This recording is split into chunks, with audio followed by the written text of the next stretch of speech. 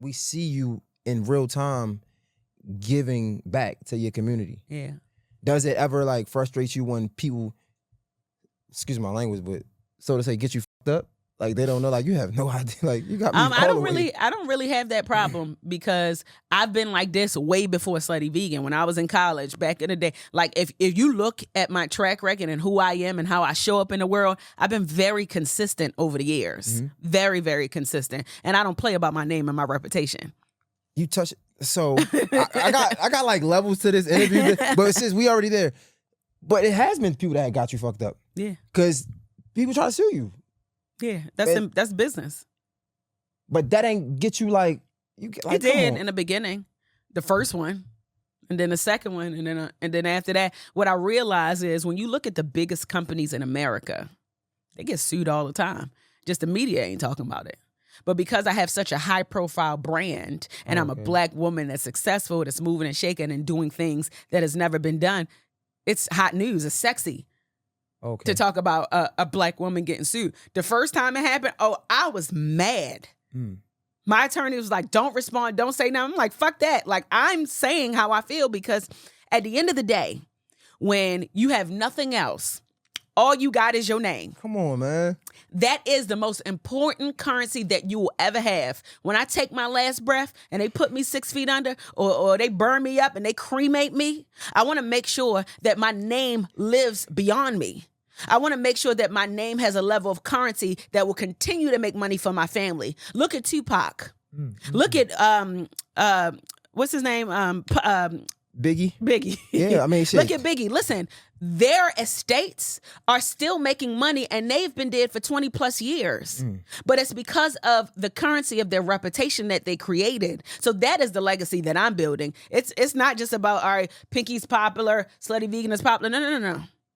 When I decide to lay it all down, I want my family to be able to appreciate the level of hard work and tenacity and resilience that I put in so that they can reap the layers of that fruit.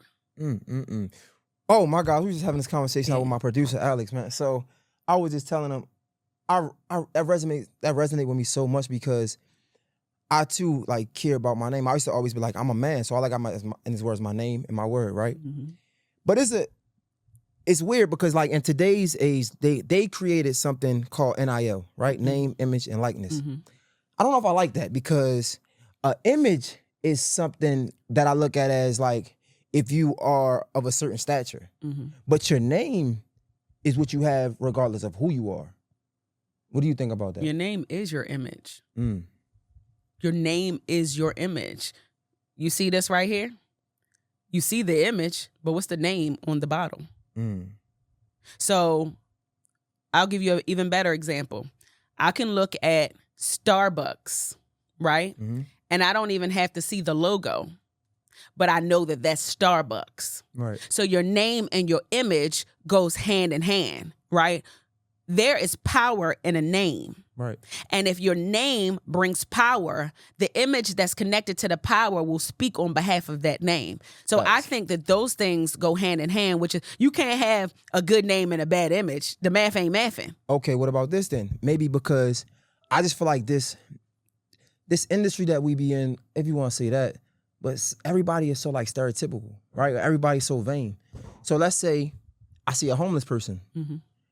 Should I treat him bad because of the way he look? So like when I see your image, it's like, I don't know if I agree with that because that homeless person could be one of the best people you meet. So we're talking about two different layers of image, right? So like image is short for imagination. It's what you imagine. Come on. You understand what I'm saying? So like you have Pinky and you imagine Pinky to be this entrepreneur that's getting it, that's hustling, but it's because you hear my name that makes you imagine a certain thing about me, right? And that image is up to your image of me may be different from my image of you, but those things go hand in hand. Now, who's perceiving it is different. You following what I'm saying? Who's perceiving that image is different, but the image and the name goes hand in hand. I don't play about my image because I don't play about my name. My name is, when you hear my name, I want you to think about like how people think about Oprah. Like there's some regality to that. You know what I'm saying? There's some specialness about that. There is like, this is crown royalty. And now my image has to reflect that, because if this has regality and royalty, and then you start looking at the image and you're like, well, this ain't matching up. Something don't match. There's a disconnect. So it's so important, as you continue to build your brand, your image and your name has to go hand in hand. And that is how successful brands and businesses are made. Man, that's fire. You know, does that ever... Because again, there's nuance to this conversation. Does it ever affect the personal life? And I ask that because, like, I am who I am regardless of a podcast, a camera, whatever. I am who I am. And because I care about my name so much, sometimes I'm willing to go the extra mile to clear things up. Same. Some people will look at that as people pleasing. I look at it as, nah. Like, people say, I don't care what nobody think about me. I don't agree with that, because I'm a good person. So naturally, I would hope you think the same thing. So if I rubbed you the wrong way, I don't want to apologize, and let's clear it up. But again, some people look at that as like, oh, you said people pleaser. Did you ever run into that? All the time. I am a people pleaser. So you would say you are? Yes. I'm in a hospitality business. I please people. How you think the bills get paid? I gotta please the people. You think Slutty Vegan would have lines down the block if I didn't please the people? I gotta please them. And the minute I stop pleasing people, I lose the lines. I lose the people. How do you manage that in personal, though? Because that's still business. So let's talk about business for a second. People pleasing is what hospitality is, right? Like, people pleasing is more than just food. And a lot of people may disagree with this, but that really has been my secret formula. Like, give people a white glove experience is people pleasing. You're making sure that they are pleased with what you are giving them. That's very important. And my personal life, I don't have those issues, because how I show up. Remember, these are people that know me, so they respect me. You understand what I'm saying? So I don't have to please these people. They already know we have a boundary. We have a dynamic here. So I don't have to go above and beyond to please them, because there's already a mutual respect in the relationship. When you people pleasing here in the hospitality business, these people don't know you.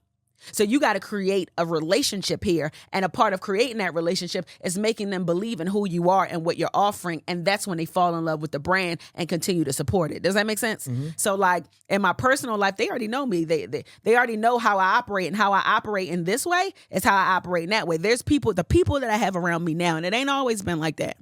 Okay. The people that I have around me now, they don't play with me. You understand what I'm saying? Respectfully. Like, they honor me. They respect my boundaries. They want to see me win. They want the best for me. So I don't, like, we already have the relationship there. So there's nothing for me to, like, I don't have to please you, because we have a mutual understanding, right? They help me out. I help them out. We create this healthy narrative around each other, and we can win together. But these people don't know me. So I got to please these people so that they can continue to come back to support my brand and support my business. And I want them to genuinely love my business. I don't want it to feel transactional. They got to genuinely love my business, because if they don't, I didn't do it right. See, I'm talking to the Pinky that was on a rise, not the Pinky right now. So I get that, right? I guess, for example, in your book, I Hope You Fail, chapter 5, I hope you break your heart. I hope he cheat on you, something like that, right? You talk about relationships, and you talk about how a relationship is important and being the person you're with. So when I'm thinking about people pleasing, really knowing when to walk away and knowing when it's okay to be the villain. There's levels to people pleasing. Like, are you talking about people pleasing when people asking you for money? Yes.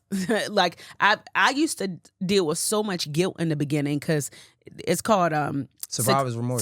Success remorse, survivor's remorse, right? So you're the only one around you that's successful, and you got to say yes to the people that's asking you for money or asking you for help, because if you don't, you're a bad person. And how dare you not help that? I used to people please in that way. Absolutely. Oh, people used to get me good. They used to get me real good. But then I realized that I am helping you, but I'm killing myself. And I can't do that no more. So I stopped that, right? There have been times where in relationships I wanted to make people happy, but I was killing myself. And I had to stop doing that. All of these things, there is evolution. Let me tell you something about evolution. When I came in here, I said the season I'm in. I'm in a season where it's a season of surrender, right? And that season of surrender is surrendering all bad relationships, surrendering all the things that no longer serve me, surrendering the things that's not going to allow me to grow and it's going to hold me back. So that season of surrender comes with setting true boundaries on who I am.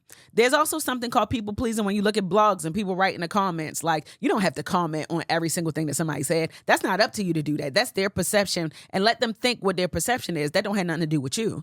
But it's layers to people pleasing. So like, it's not blanket all across the board, but what I have learned is that my level of people pleasing has diluted as I evolved in business, as I've had moments where I could have damn near lost it all and I didn't have a lot of people standing by my side. You understand what I'm saying? So the narrative has changed for me. So if you would have asked me this question 5 years ago, it probably would have been different. You know why? Because I've evolved. And if you're not evolving, then you ain't doing something right. Right. Yeah. Do you remember the breakthrough moment though? That come to life moment, like, oh, I can't do this no more. When I almost went broke. Helping other people, almost going broke. Like, and I'm talking about the first time when I had a Jamaican restaurant in Harlem. That's the one that caught on fire? That's the one that caught on fire. Like, I realized that at the end of the day, nobody cares. And as long as you are okay with knowing that nobody cares, life will get a lot better for you. And that kind of was like a breakthrough moment for me, because now I don't have high expectations for people. How they show up. It's how they show up. It's how they show up, and how I respond to how they show up makes all the difference. Yeah.